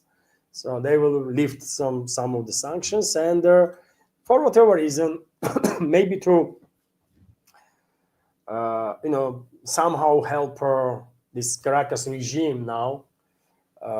Rubio, head of State Department, went to say that U.S. is ready to conduct military strikes again if necessary, if Caracas will not cooperate, and so on and so on, which is yet again a stupid statement to make, because if anyone believes that U.S. pulled off that operation to kidnap Maduro without involvement of the Venezuelan government, then those people are not a threat for the regime, right? That is controlled now by US. People that question the situation from their very first moment, those people not going to be convinced by no statements from Rubio that there was a treason committed by Venezuelan government against its own country and people, while getting engaged in this trade-off with US. And I'm quite sure Maduro himself was involved in that, probably. Maduro was involved in the whole freaking government, right? Including Vice President, current leader of Venezuela, this Delcy Rodriguez, or whatever her freaking name is. But I guess Washington is a bit nervous. They understand that people are asking questions in Venezuela, and to somehow reinforce their agenda of the local government, that they did not knew nothing and they were attacked and they are under tremendous pressure and stuff. Rubio is making the statements that if you don't act, we will attack you again and this and that. Okay, man. I only have one question: how long it will take before we will see organized armed resistance in Venezuela against this U.S. proxy regime in Caracas? It should not take too long, man, because people of Venezuela are freedom-loving people, and I don't think they feel good or okay that their country has been recolonized by America, man, by US. Also, a few more news, dear friends. Indonesia takes delivery of first French Rafale fighter jets in a major military upgrade. Jakarta moves to modernize its air force with their deal for up to 42 this French Rafale aircraft. And okay, by the way, I mean, I think this is quite a poor decision on part of Jakarta, especially if we keep in mind what kind of Rumors are, let's call it rumors, are circulating on internet about the performance of Rafale during the recent India-Pakistani clashes. And so, even though I'm not gonna mock Rafale big time, it's supposed to be, by the way, based on paper, this plane supposed to be a good fourth generation fighter jet, right? Multi-role fighter jet. On the paper, in reality, according to reports, man, these Pakistani like J-10s obliterated these Rafales, and Indian Air Force, and yeah, if that is true, man, then what good it makes, how Rafale looks on the paper, right? If in a real battle, if in real air-to-air combat, it can be obliterated by relatively old, I'm quite old actually, let's be real, quite old Chinese J-10, then that's quite something, isn't it? So I will say poor decision on part of Indonesia to purchase French Rafales, but yeah, if they want to have this garbage, then okay. They would be better off if they will purchase Russian Su-57s, man. It will cost less actually than Rafales, and it will be in every possible way better fighter plane than Rafale. So yeah, mistake on part of Indonesia, but it is what it is, man. That's news agency, and earlier, dear friends, a few economical news. Earlier, I reported that EU Council approved a full ban of Russian gas supplies, LNG and pipeline gas from 2020 2027. Slovakia and Hungary disagree with this decision, and they said that they're going to sue EU over this decision or this ban. Well, good luck to them. I mean, hardly anybody actually believes that they're going to find justice in European court. By the way, come on, man. In Europe, I mean, how you, come on, man. How delusional you gonna be to think that you're gonna find justice in Europe? I mean, come on, man. And Slovakia and Hungary are led by adequate people. So why these games, man? Why these games? Just say it as it is, man. That unfortunately you are not sovereign countries. You might talk tough, yeah, but you handed over your sovereignty, your independence to unelected Brussels bureaucrats, to the globalists, right? And now your countries and your people gonna face the consequences, and they will. It is what it is, and this is the case for all European countries, by the way, all of them, right? UK did run away or they think so, but in reality, UK is there too, right? Not geographically, though. At least UK is geographically separated, right? UK and Ireland. But anyways, Europe is not happy still. European bureaucrats, globalists are still not happy, by the way, and they want to ban Russian nuclear fuel imports by EU member states. And of course, they're going to go ahead and do this also. And I believe currently there is quite a few countries, isn't it? All the nuclear power plants that are operational in Finland, I believe, and Eastern European countries, former members of Warsaw Pact, all of them are Soviet design, right? So they require Russian nuclear fuel, and on top of that, Russia currently, by the way, right now is building a second nuclear power plant, I believe, in Hungary, Pest 2 or something like that. That's the name. And obviously that nuclear power plant will also require Russian nuclear fuel. So Hungary is in trouble, man. Hungary being targeted, beaten up, by the way, basically, by Brussels day in, day out, right? And I don't know how much Hungary can take. You know, I don't know how much they can still take, man, of this beating.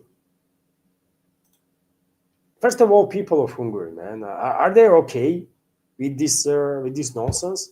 When some nobodies from Brussels are telling you what to do, when, how, and why. I mean, what the hell, really?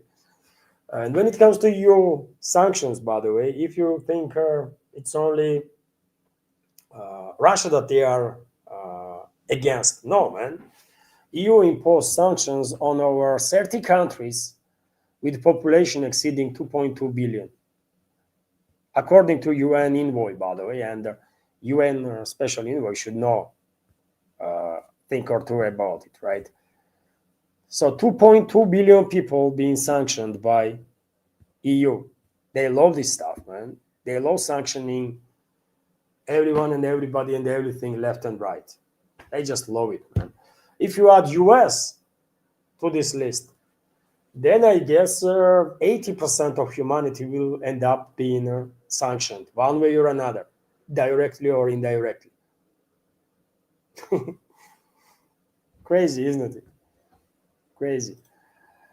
Also, by the way, Russia plans 15 new and upgraded rare earth metal facilities to be built. So Russia plans to establish 15 new facilities and modernize their existing large-scale production sites for 65 critical products derived from rare and rare earth metals. Russian Industry and Trade Minister Anton Alikhanov said at the third international forum on new materials, chemistry, and technologies. And great, by the way. By 2030, we should have these 15 new projects, according to minister.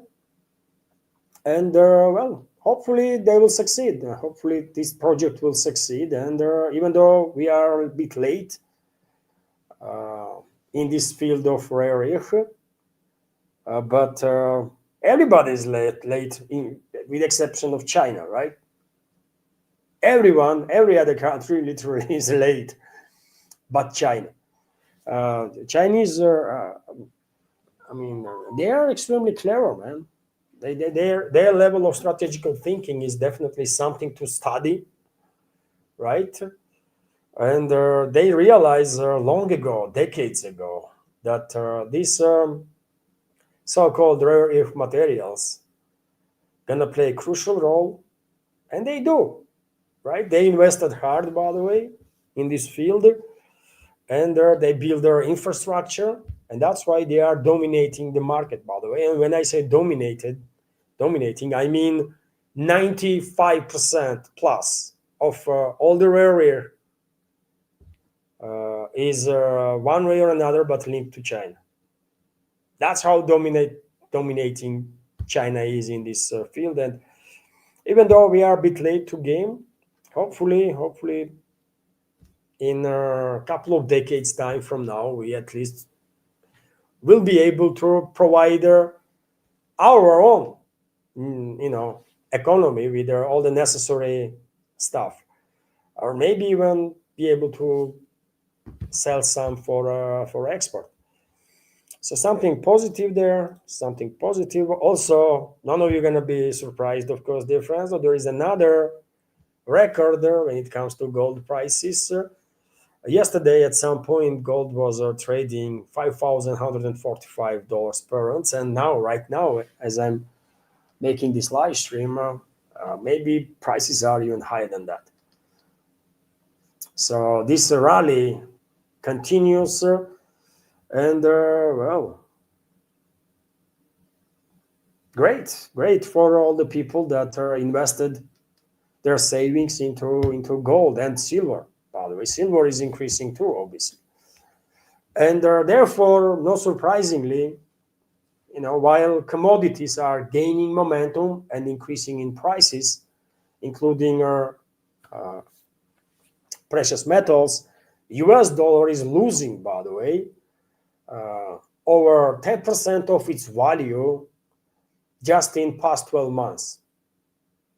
So just in previous year, basically, US dollar lost 10% of its value, and I guess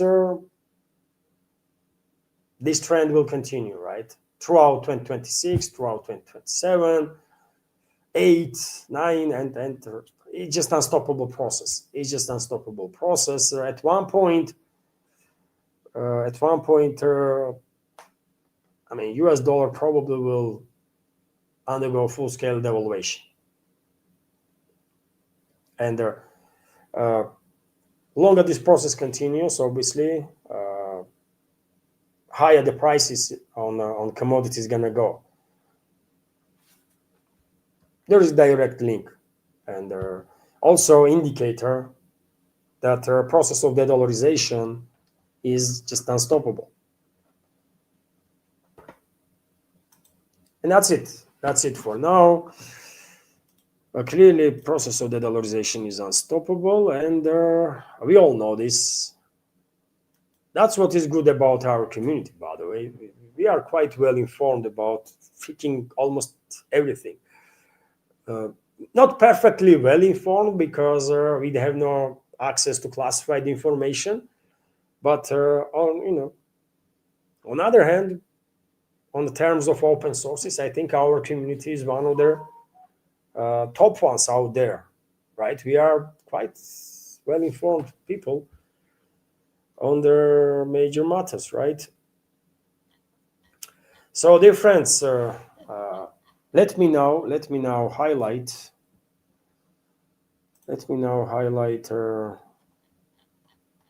There was a first super chat on Rumble from Scooby. I will highlight Scooby super chat, and there was the donation also of $12 on PayPal, and there was also a question there, and I will highlight that question too. Let's start with Scooby's super chat. Thank you very much, Scooby, for your super chat. And Scooby is commenting. Thank you very much, Scooby, for super chat, dollar donation. And Scooby's comment is another Minsk agreement means Russia is in trouble. Let me say this way, and I agree with you. Another Minsk agreement will mean that we're gonna have some pause, right, which will be used by hostile side to, and I mean, first of all, Western ruling class, obviously, to rearm, reorganize itself, and also obviously their proxy regime in Kiev, and at some point in the future they will launch next phase of escalation. So therefore, I will consider that a setback because this Minsk type of agreement will give a break to hostile side that is on the brink of collapse. Many will argue. I can see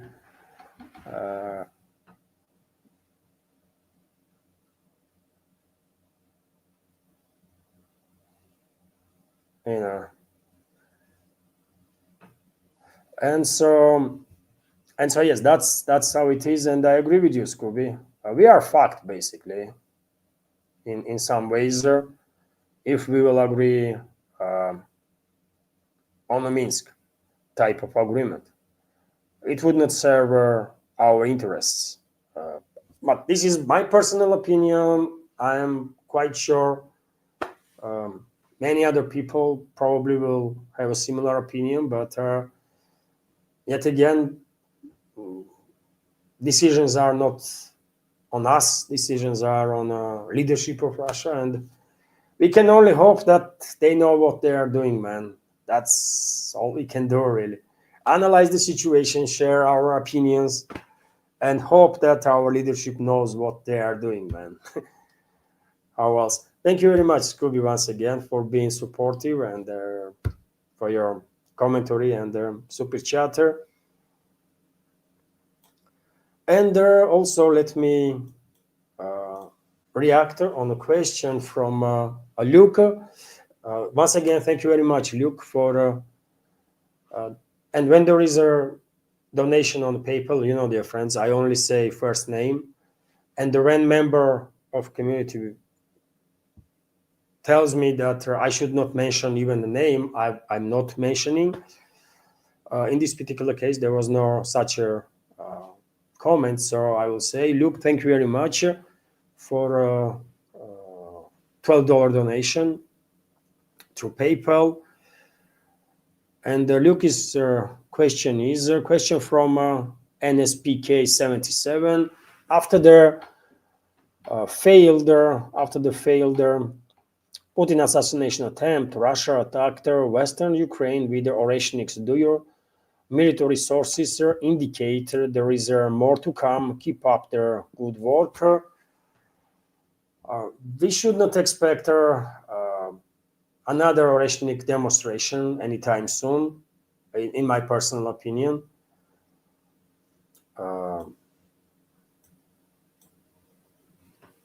Just a few days ago, Foreign Intelligence Service of the Russian Federation shared with public information that, latest demonstration of Oreshnik had a quite significant impact in the West, in terms of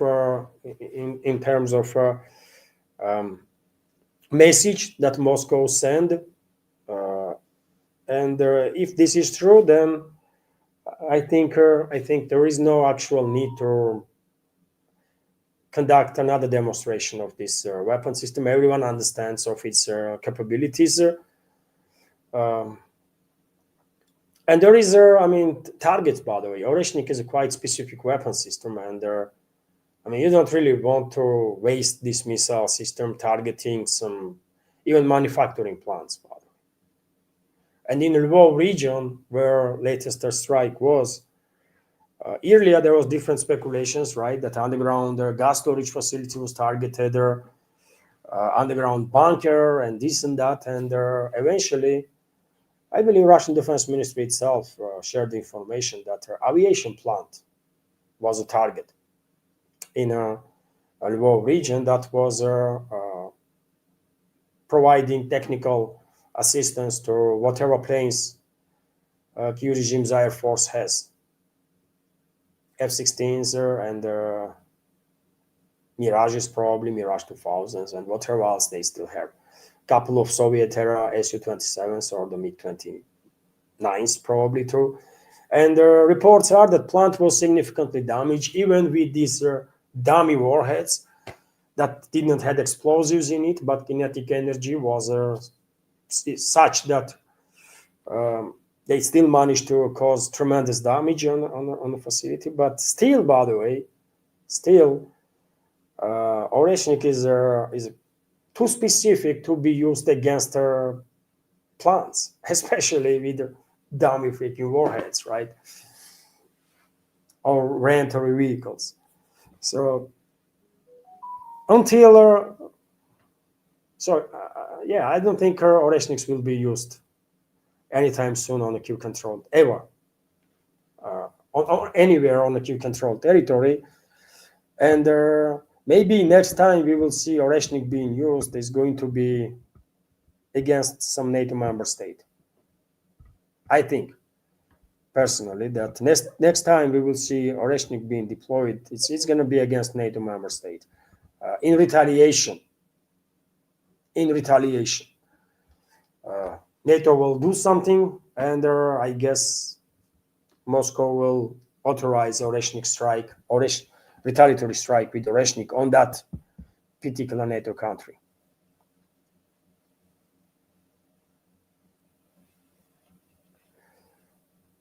So thank you very much, Luke, once again for your donation and the question. And this is it for now, dear friends. Hopefully you liked the live stream. And if so, please click that like button. If you did not yet, let me once again check.